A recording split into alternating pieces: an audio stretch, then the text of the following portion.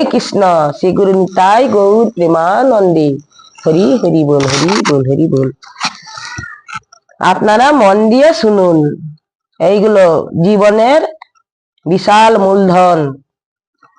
ব্রহ্মা বললেন গীতার প্রথম অধ্যায় পাঠে মনুষ্যের মন পবিত্র হয়, দ্বিতীয় অধ্যায় পাঠে বুদ্ধি নির্মল হয়, তৃতীয় অধ্যায় পাঠে যে শ্রবণ করে আবার যে পাঠ করে পাপ দূর হয়, তৃতীয় অধ্যায় পাঠে তার পাপ দূর হয়, চতুর্দশ অধ্যায় পাঠে ব্রহ্মা হত্যা ও স্ত্রী হত্যার পাপ ততক্ষণাৎ দূর হয়ে যায়, পঞ্চম অধ্যায় পাঠে চৌর্য জনিত পাপ নাশ হয়, ষষ্ঠম অধ্যায় পাঠে দুর্ভাগ্য নাশ হয়ে সৌভাগ্যের উদয় হয়।